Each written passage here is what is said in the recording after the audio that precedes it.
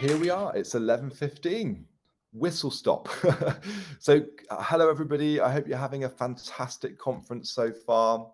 My name's Martin Ottergen. I'm our language and TESOL manager at Trinity College London, and it's my absolute pleasure to introduce to you Anna Machura, who's going to present multimodal learning strategies in medical and science education. Just to give you a little bit of background on Anna, in case you're interested. Anna's got a really interesting background combining English language teaching at a university with work as a neuro-language coach, professional linguist, teacher trainer, and course creator. And Anna has a particular passion for supporting ELT learners' well-being with her knowledge of various therapeutic techniques. So a little bit of housekeeping, I'm sure you know by now, but we have a Q&A panel. It'd be great if you could direct any questions you have to Anna there. Anna has very kindly agreed for us to record this session. So in a few weeks' time, we will be sharing this recording with you. I'm sure you'd love to share it with your colleagues and friends. And if you haven't done so already, please register your attendance today by using the QR code that Anna has shared on her presentation. And I've just dropped the link in the chat as well. So that's everything from me for now. Anna, we're very much looking forward to your presentation, and I'll be back towards the end to help Anna answer your questions. Thank you so much, Martin, and welcome everybody.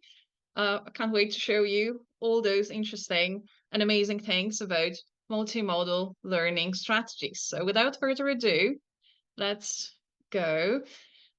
The introduction was there. I'm really cautious about the time because it's not about me. It's all about the strategies, but it's good to know who you're talking to. So few pieces of information.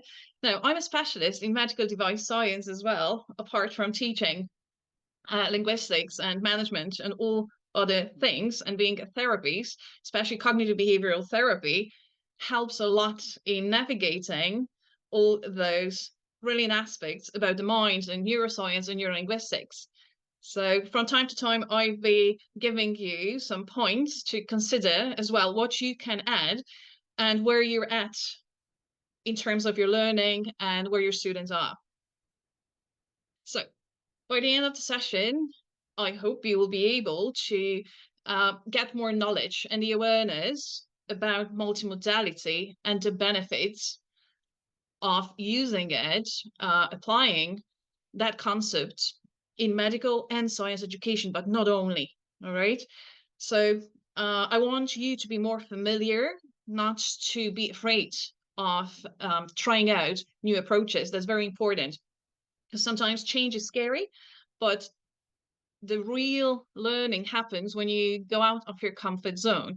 So that's my message to you as well.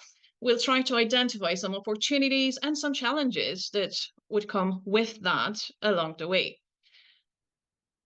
The first thing is, of course, the introduction, then the strategies. It's, again, the main point for me is to enhance comprehension. Okay, it's not just showing you the facts, although I hope that will help to encourage you and convince to use multimodality even more if you're already using that in your classrooms to optimize the learning process. And if there are any challenges, we'll try to find some solutions. Activity number one right away, because my lessons are always engaging, okay, and interactive. So instead of just listening to me, you can grab a piece of paper and try to create a mind map of my lecture. I've created one as an example. There we go. And take responsibility. That's another point. And you can always start with that in the classroom, because the teacher now, our role is changing. The teacher is there as the facilitator, and we're having so many different ways of communication or accessing so many resources. It's very important that the preparation is there and teaching our learners autonomy and taking that responsibility. So it's shared. What else should you do? Well, have a notebook, the reflection journal. It's all part of the multisensory experience. Right now, you're listening to me and you're watching something, but I want you to use some metacognitive skills as well. So, thinking about the thinking process and, most importantly, the learning process. Have a plan, be careful about time management, so the deadlines, and try to maximize self-study time. This is what I did while I was studying to be a specialist in medical device science. Now, know your strengths. If I am asked to prepare a strategy, well, I can't start if you don't know your strengths, your weaknesses, what the opportunities are, and of course the threats. It's like in any business. So a strategy is the key, but you need to know where you're going. I know where I'm going, and I'm going to take you there with me. 2 questions for you. What strategies have you tried? How fast can you learn? Again, it's all about enriching the teaching practice, or if you're a student perhaps as well, or doing another faculty, try to implement those pieces of information because it's interdisciplinary. That's very important. I'm not focusing on just one area, okay, or just one domain. This is the key, okay? Multimodality actually invites us to have that knowledge from different sources, resources as well, and use that having our SMART goals. Traditionally, we think that it's just reading, writing, listening, speaking, right? But how about using audio or gestures, extra modes? And please do not be afraid to do so. It's not only about understanding, but sharing the information, right? And you probably know the saying that if you cannot explain or you're not able to share the knowledge with others or to a 6-year-old, then you don't understand the subject. So it's important to go deeper and deeper in medical or science education every step of the way. And you may ask, okay, that's all good, fine, I have the resources. How can I use them? We're talking a lot about AI, and is it a friend or a foe? Let me show you something. While preparing this presentation, okay, I used Copilot just to try and test, okay, can I verify that? Can I trust that what you see in front of you? This is what I got about exactly my topic. But I would never start a presentation or a lecture relying just on AI-powered resources. Why is that? You need to ask the second opinion. You need to try and verify, double check, and use your critical thinking skills and your analytical thinking skills. So it's important to use the right prompts as well. It can give you the starting point. Yes, I agree, and it's great. So again, here are some effective approaches, but not all of them. That's why you need to be open-minded and do a lot more. Again, from Copilot, I saw that, I read that, and then I just said, okay, let's get down to work. And now my point of view, because question everything is my attitude. And in science, I believe you agree as well. So future forward, not just the facts, what can we do with that and how can I adjust that through various channels? And in a second, you will see all about neuroscience, the processes, cognitive processes in your mind, because using too many resources can be overwhelming and not serving you at all. Now, using gestures was mentioned too, right? So you can have the portable model of the brain. It's like with you. I don't know if you teach things that way. I do. And metaphors as well. A very brief crash course on neuroscience, okay? How to remember the structure of the brain. Okay, we want to go into more details, but have a look. This is just your hand and your fist. So, okay, the prefrontal cortex, middle prefrontal cortex, then the amygdala, hippocampus. This is how you can start a lecture, okay? Spark the interest. it doesn't have to be serious all the time. Yes, you're talking about very important things, right? However, use different approaches. Be yourself, be authentic, know the subject and how to motivate your learners. Okay, show them something interesting. If there are difficult phrases, terminology, don't be afraid to use something like that. Okay, amygdala is the guard dog for emotions, responsible for fight, flight, or freeze response. What's the strategy? If there are difficult terms, I use acronyms, anagrams, and as a linguist and working with neurodivergent learners a lot, where I have to explain different things or sometimes the same concept in many, many different ways. So I come up with ideas. Every lesson is different, and so is my lecture. Okay, so my name is, you can say Amy, but amygdala. Okay, and they will definitely remember a picture because it was funny. So what fires together, wires together. If the experience is fun, engaging, okay, I'm pretty sure you remember this one. Now, about the prefrontal cortex, there'll be a lot of different phrases, especially science and a whole dictionary. We can go through it. Try to have a point that what works for you. I know what works for me. I use humor a lot, so yeah, my students are always waiting for something fun and sharing with them every single time, and they say that's amazing. Now I can associate that easier. So finding patterns important. Okay, I'm an owl, a wise owl. So I sit at the frontal line. Okay, my home is called the prefrontal cortex. So jokes, riddles, any modality, any sense as well.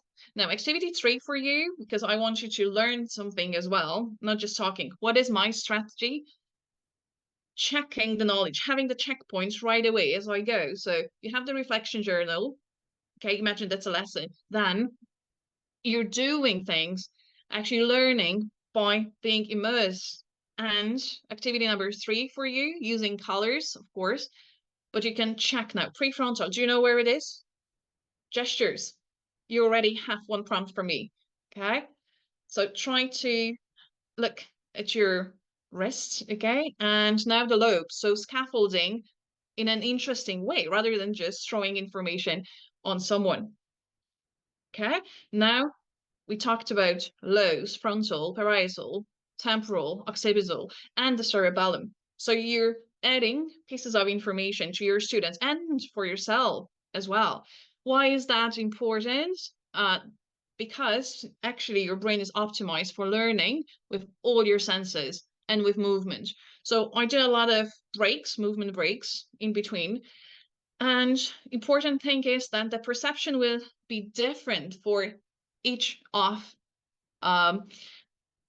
this, like the person sitting in front of you. Each of us will have the vision, distortions, deletions, and generalizations. This is what is happening.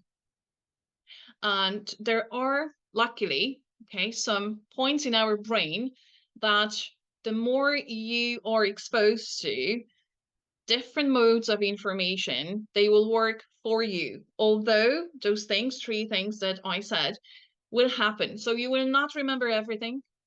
Your memory is selective, okay? And the message can be a little bit distorted, maybe similar for some of those, if you believe in the theory of multiple intelligences, right? So we may think in a similar way, but not necessarily have the same output or the outcome of the lesson or and so on. So luckily, neuroscience is there for us. Expose yourself to different modes, apply the newly acquired knowledge right away.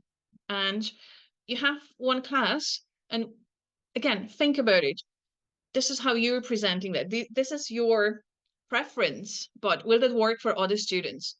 So maybe you will need to tell them about memory improvement techniques a little bit more, or the exponential growth will happen with metacognition. All the time thinking about that process.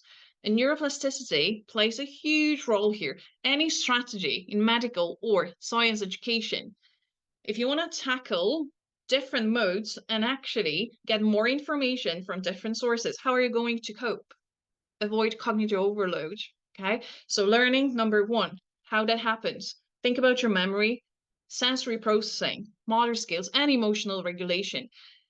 What I was doing while studying is, of course, listening to those lectures, but on the same day, at the optimum time for me to remember things and go back through them, I was summarizing bits. I had my reflection journal, and I knew exactly what to go to, and didn't have to go through every single point, but critical thinking skills and trying to apply it right away. So I was training my mind constantly to think, because facts, anyone can give me some facts, but as I said, question. So know your preferred style, how to manage all those things for yourself.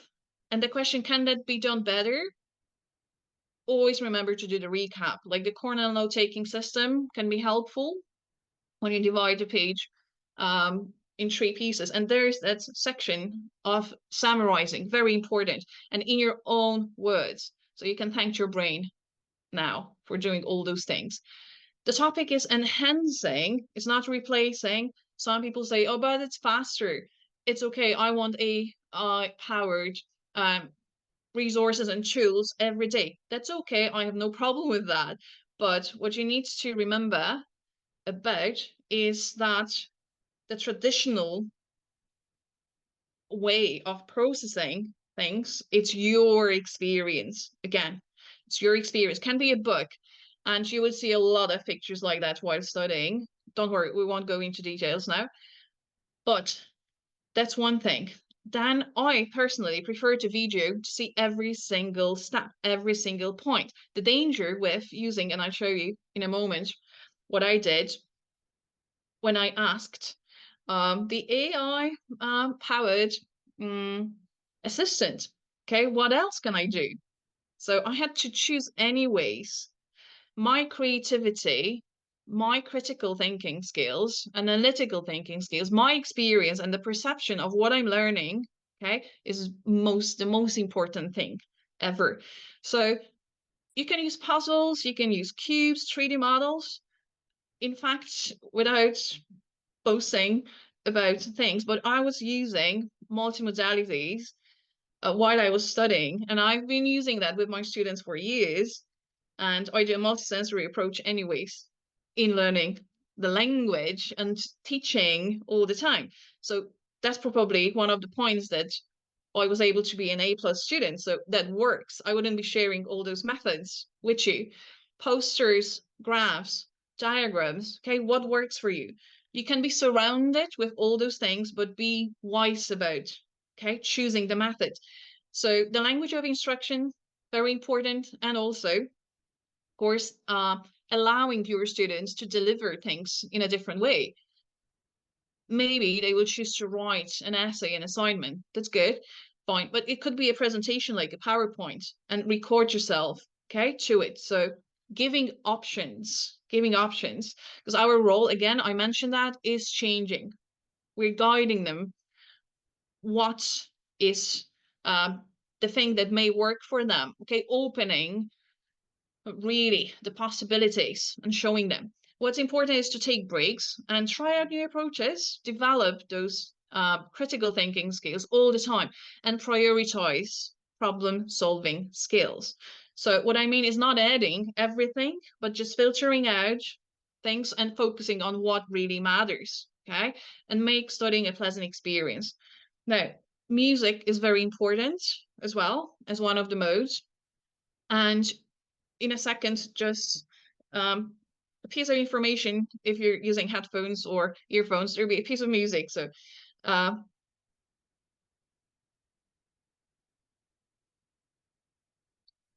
you know why I did that? Okay, I'm very cautious about the time always. So now about 15, 20 to 25 minutes, I would have a break and I would do a recap with my group or myself. I would just go through what I have remembered.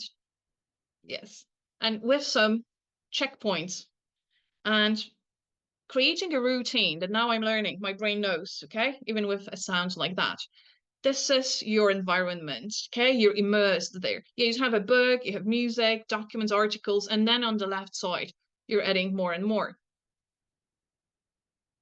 Activity for you very quickly, and you can actually give answers and get all in one place and get back to me for instant feedback over the weekend if you're interested in the topic, right? So look, we're checking right away.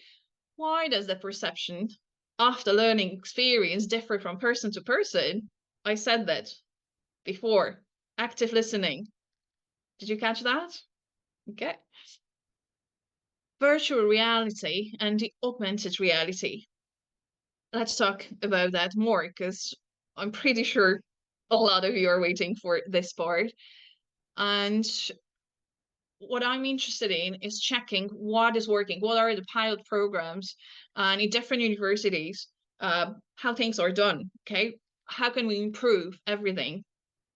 That's why medical science and creating different applications. And I had different projects where I had to be not only in the lab, but again, it's a constant process for me.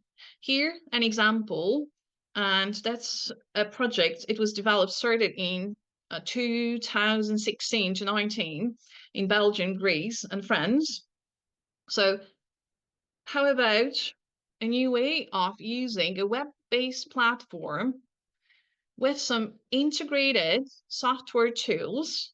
And then personally, I love that because science, technology, engineering, arts, and maths all together with the idea here, iMusica, interactive music science collaborative activities. Isn't that great? When I said interdisciplinary, is showing students you can combine all that.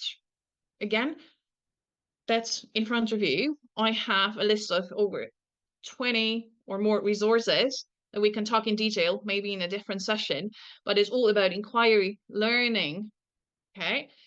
And the approach is maybe try a 3D environment, try something new, add music to it. So the real experience here with gestures, co-creation, and allowing students to be in the room all together. If it's virtual, they are right there. Now, a very interesting point, something different for you. That's the University of Arizona, and they had a great webinar on using virtual reality classrooms. Why? Well, it's the scale of the objects that is the problem, right? Or analyzing, understanding abstract ideas. Those are the challenges, but actually they may be turned into opportunities.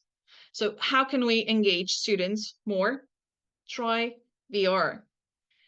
Now, yes, you may say, yeah, but we're not there yet, maybe, because you're joining from different countries, but having the awareness and trying options, okay?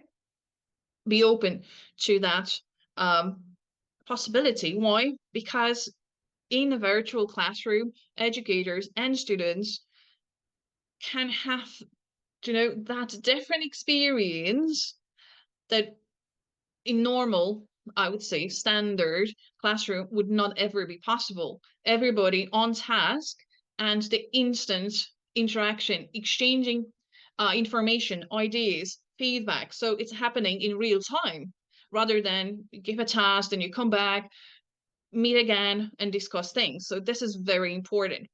Now, I promised and I'm showing. So I asked Google Gemini, what else can I do with this piece of image? Okay, give me more ideas. Let's talk about creativity. Will it be better than me? No, I joke a lot. Yes, question everything. And this is what I got. Do you like it? Have a look. I won't be reading all this. So it gave me just the points. Okay, so another summary, which it's okay for me, but I would suggest rephrasing, paraphrasing anyways, okay, when you're studying. So not just cramming. Again, you need to understand the subject, right? It was good. I was happy with that. Now, ideas of using the elements of a neuron creatively. The creativity is the key. Do you like those ideas?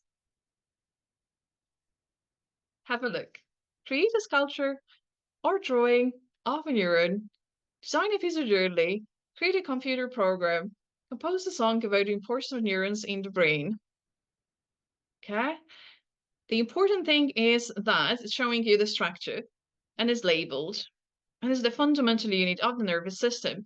So again, it was kind of nice input for me, but you don't need to use all those ideas. Okay, so critically analyze, be creative in your own way, and use it as, I'd say, a backup or another source. Another thing is seek feedback and reflect on performance. Set new goals if you serve one, then adapt to the changing environment. Now, when I was graduating, it was about 2 years ago, and here I am sitting, and a lot of things have been added. So I might say, yes, in the next session, we could talk about other options, other projects, but I definitely see a lot of benefits in the strategy that as a student, okay, you may, again, be able to have the clear insight through practicals. So in a lab, having that better experience, okay, or having different scenarios or simulations. To be honest, again, creativity at its best, different forms, accurate 3D models for surgical practice in a risk-free environment. So there are options if you're not already doing that with students, but see what is being done and benchmark and how can that be adopted in the future. Communication skills as well, because sometimes the interaction in the class is different, right? But different scenarios, okay? Leveraging AI for assessment and self-study. I mentioned that before as well. So how you can create a mini lesson for yourself, but you need to know where you're going again. So customized learning resources, and of course you can get more volumes of medical literature, but having all that picture and then you generating appropriate learning materials, or if you're preparing for an exam, again, I would use a lot of sources, filter out, okay? And then it's much faster. It's definitely accelerated. If it's personalized, my motivation increases because I can get the instant feedback. And of course, before some exams, I was doing A, B, C, or D and checking very, very quickly. I was engaged every single time. I was documenting my progress. So I wanted to be better and better. The cognitive part and the element was huge. I do a lot of mindfulness, so being in the moment and trying to observe different things around me, not just pure facts. So, okay, where did I see that principle or where is that concept? Now, during my studies, I was focusing on Parkinson's disease and Alzheimer's disease. And of course, that has to do with helping patients at the early onset of memory loss. But with neuroplasticity, some processes can be actually restored in a way that you can build new neural pathways all the time. So that was a big myth that you're aging and you cannot do anything about it. Plus, with neurodiversity, and I focus on dyslexia because you can have the acquired dyslexia as well after a brain tumor or brain injury. So I wanted to help not just students, kids, but professionals after some sort of challenges in life and how they can actually have the capacity or increase that possibility for learning more and having normal life. And that was very, very interesting. And from that moment, I say neuroplasticity is the way to go, and using all the senses. So it's not just theory, okay? But there are a lot of applications so helpful. We can't see them sometimes in real life. Yes, I would say, okay, for applications, AI powered could be personal assistants. I have few examples of how that can be done. Now, I have those three, let's say, points for you as a recap at this stage. See what I did? Yes, very cautious of time, because another 10 or 15 minutes for the brain just listening to more and more information could be challenging. But that's a task for you. You don't have to answer now, but on a piece of paper, you can just say, okay, how is that form? How much did I learn? And like taxi drivers in London have a large hippocampus responsible for creating memories in a long term, than bus drivers in London. And how would you explain this? You can think about it. And that what cognitive functions are associated with maths and science most.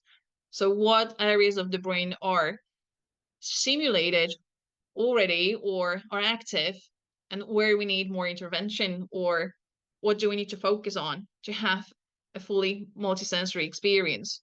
It's gonna be always very deep experience for the learner, but reminding someone of the conscious and subconscious mind, okay, where the information is going. Are you able to analyze things? Are you able to remember, retain, and recall what works for you? Okay. Can happen at a different pace. So again, with AI powered assistants, any program, any app, it's good. It will show you the progress. You don't need the teacher every single time. Okay. But it has to be self-regulated as well. It's not replacing, it's enhancing. Okay. And double checking, monitoring. Data-based. Yes. So this is what my point here as well will be. The next one, future-oriented approach. Data, interaction, using it, applying it, and what can I get out of it? So the traditional way, be more solid, okay, in the classroom, what's happening, and just learning about the facts. But how about, well, please have a look first. AI applications. How about creating some more intelligent tutoring systems? Okay, so automated grading or assessment. What is the strategy if you have to learn a lot in medical or science education in those settings? Try some of these.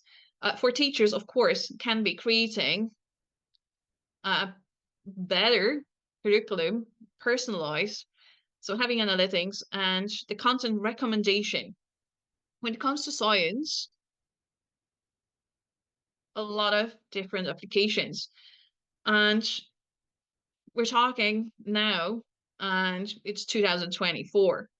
So I wonder, in a few years, I'd say, it's gonna look much different. And I will share with you some interesting points. But the goal here, and I want you to remember, is always to enrich the experience, and your teaching practice as well. Show students that it is possible. Okay. The outcomes will be better, because that's neuroscience. These are facts. Okay. You don't need to believe me, but you can question that. But go back and check. There are lots of resources, but research here and there, check, compare, have your own opinion, okay? Optimize the learning process. Evidence-based, yes, but for you, also inquiry-based. Train your brain and encourage your students all the time to have that approach as well. Now, what's important? Realizing the challenges, okay? It is quite complex right now, even the fusion of data or compatibility. So you're using different applications, but perhaps, as I said, in a few years' time, data synchronization will look quite differently. For another session, we can talk about different tools and which ones are better than the others right now. But training the systems is happening as well, not just training our brains and how to adjust, how to find our place using new modes, but mitigating the risks. Okay. I don't have too much time to talk about every single point and talk about my perspective. It's not about that. I want that self-reflection part to be, well, on your list as well. What do you think? Did it spark some thoughts? Let's share later. And do you think that learning with all your senses in general, okay, I'm not talking about just medical or science domains or languages, would that be the optimal learning strategy of the future? AI is here to stay. So it's your attitude and your decision what you're going to do. Again, I have a lot of resources. Just I mentioned 3. I'm not able to put more on the slides. I want to have enough time left for some questions or discussions. But for now, I want to say a huge thank you. That's QR code to my LinkedIn page, but I'm ready for questions. Thank you. Wow, thank you. We'd like to say a huge thank you to you as well, Anna. That was an absolutely fascinating presentation, and especially to get your very unique insight with your background and your experience. It's very insightful and very practical as well. There's so much to take away from that. So thanks so much. And I'm sure you haven't had a chance to look at the chat, but you'll see that No. the attendees agree, and they've got lots of really positive comments to make as well. And I think that there's been one question in particular that's come from Sue Annan in the Q&A. It was back when you were kind of giving an overview of the kind of knowledge that you're applying. I think it's possibly a rhetorical question, because I don't know if you're really placed to answer this one, but Sue was wondering why school teachers do not work with this knowledge. And I'm sure you can comment on that, but what are your thoughts? Because obviously you have, as I mentioned, a very particular background that you're pulling in different areas of expertise, but perhaps school teachers don't have access to that same knowledge base, I presume. Indeed. I think, well, why this is happening. First is, I would say fear. Okay. What has been working so far? It's okay. It's fine. It's the lack of awareness, lack of training, and even guiding them through. So sometimes the expectation is that a teacher has to know everything, right, Yeah. about this and that to start talking to students. But you can just spark the conversation and ask your students as well. So you're both, I would say, like two Yeah. sides, right? Yeah. You're discovering those things together. Teacher, yes, I quite often hear like, but it takes time, you know, I need to understand it really well. You can Yeah. be actually using something like neuroplasticity, simple, basic terms, huge, important things, neuroscience, neurolinguistics. Some of maybe the participants already know because I have monthly meetings. I'm chair of Neurolinguistic Special Interest Group with TEFL Kuwait, and we meet monthly. So I talk a lot about those things, and it's free. You can join, and we can actually discuss, you know, step by step. And I'm so happy that later on, educators come back and say like, that was enlightening. That was so insightful. I'm gonna use that. I'm gonna talk to others or ask, you know, my senior colleagues or whatever. Let's do it. Let's Yeah. take action. Oh, that's so Don't be inspiring. afraid to do that. Yeah, and I think you've hit the nail on the head, haven't you? That I think sometimes as a teacher of English language, you know, it can feel like there are so many things that are daunting or intimidating for you to try and learn and take on, in addition to the very specialist knowledge that we have as linguists and so on. And so it's about finding a way in, an accessible way to kind of, and you know, your presentations are a really good example of that, and the special interest group you mentioned as well. Free resources like that, you know, groups, special interest groups are a great way to kind of dip your toes in I was kind of wondering, as you were talking about some of your really interesting techniques, like using, for the AMALD, like using acronyms and so on. I Mhm. wondered, like, how do you come up with that? Because I think for me, I would struggle, and I know your background, probably helps with that. But is there something practical, like a place you go or a technique that you have for kind of coming up with it, or is it just that it's in your mind? The tools are in here for you. Yes, in fact, thanks, Marty, for this question, because um, I've been teaching for over 20 years. The last 10 years, it was all neuro, so neuroplasticity, neurolanguage. Yes, I got a lot of specializations, but I am very practical. And you might say, like, always, Anna, oh my God, I learned so much because I just think that, check it, try. It's everyday life. Yeah, And yeah. it's not just theory. Theory is okay. I've actually created a method at this stage. It's called therapeutic teaching too, Oh, yeah. combining some methodology strategies from different practices as a therapies, because I was working with separately, not only students, but just people suffering from depression, anxiety, traumas. So the cognitive part, cognitive behavioral therapy. Mm, And you can't expect change in behavior if, yeah, understanding is not there. So gradual exposure. In fact, if someone is interested in that topic, I have that. This is Modern English Teacher. This is a magazine, and yeah, that's about my method, a feel-good lesson. And you can see the brain there as well. So it's all explained here. For memory improvement techniques, yeah, the inspiration comes just as I observe my students. So it has to work. I check that with them, and every week and every day I have sessions, be it private or somewhere for institutions or where I work, or I'm invited to prepare bespoke training sessions. Could be memory, yes. I do it all the time, and when I see that, this is the part that I want to I spread the message. I want to train others. Yes, you may not be able to perform everything, but there are certain things like reframing or using positive language or neuro-affirming language. Having the awareness, that was my last webinar, and people were delighted. I'm so happy, guys. I'm here to share the knowledge more. Have the awareness. What is the language you use? I don't use negative things at all. I reframe everything. If I hear something that it would be yeah, like a therapeutic thing, can I do it right now? As it happens, encourage. So motivation and removing obstacles. I always say I remove the cognitive barriers, mental filters, labeling. Anything I hear that is not serving the learner, I would come up and as a therapist there, offer some suggestions. And you see, it's always offering.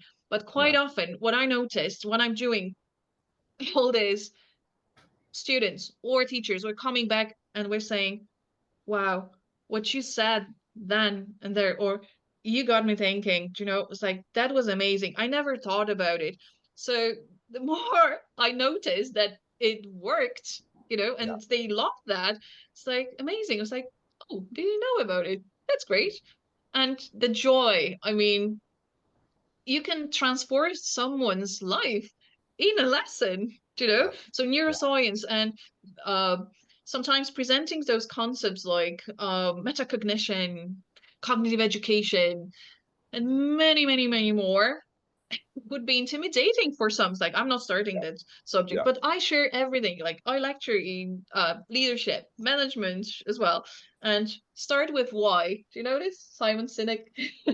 I read a lot, lots of, traveling. Or why am I doing it? Staying, motivated all the yeah, time. I want to share just some bits how I get inspired. I just came back from Spain and presenting at a different conference and talking about data and multimodalities. There is the bullet, it's called the bullet building. Actually, it's the heartbeat of Barcelona. I was like, this is it. This is happening. Okay, so getting all the information from the city, like sounds, what I was talking actually about, um, every single beat. Wow, amazing. And this is right here. It's not theory. So we have to get more information about it. Yes, you may say, but is it just those modes that you mentioned? Actually, you may say, yeah, how about meta AI and their holistic approach and depth and temperature and using all modes? Honestly, another session is recommended. I know there is a lot to it. Get inspired, see all those things, put them into practice, start talking. Even one example, the students will follow. Hopefully more teachers join us. Oh, Please. I have no doubt that more teachers will join you after this presentation, Anna. And, you know, as I say, I'm sure you haven't had a chance to look at the chat, but I just wanted to highlight to you that people are saying, thank you for your fantastic exposition on AI application, your outstanding presentation, your wonderful presentation, inspiring presentation. So, you know, that feedback is just, I think, says it all, really.